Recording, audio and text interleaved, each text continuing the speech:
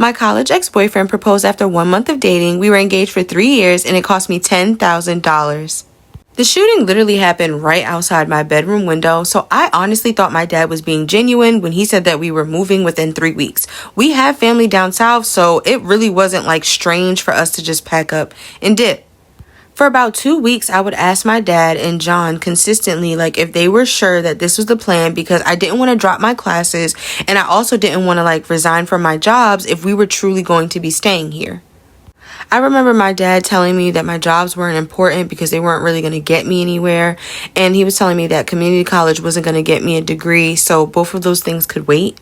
And John was convinced that I was going to be a stay-at-home wife to him, so he really did not want me working. I would honestly tell the both of them before this whole situation happened that they were crazy, that I was going to continue pursuing my degree, and that I was going to continue working. I was never going to rely on a man.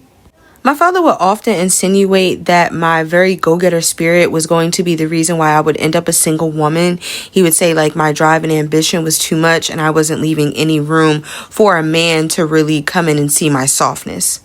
Eventually the day comes for me to drop my classes, and I go into my father's room and I ask him one more time, like, are you sure that we're moving? Because I do not want to drop these classes because I can't get them back. I was also using financial aid, so y'all know how that go.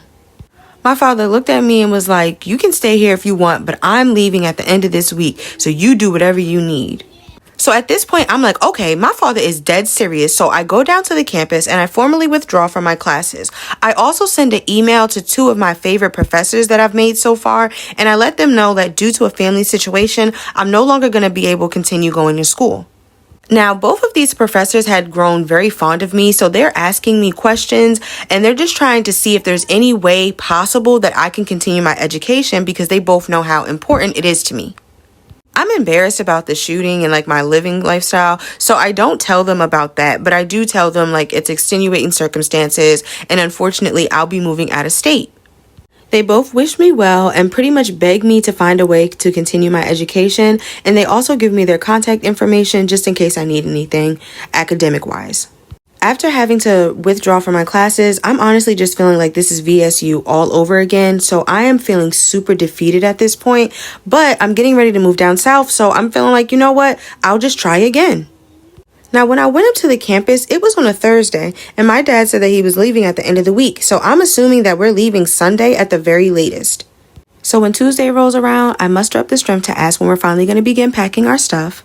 My father looks at me and says, I never said I was moving anywhere.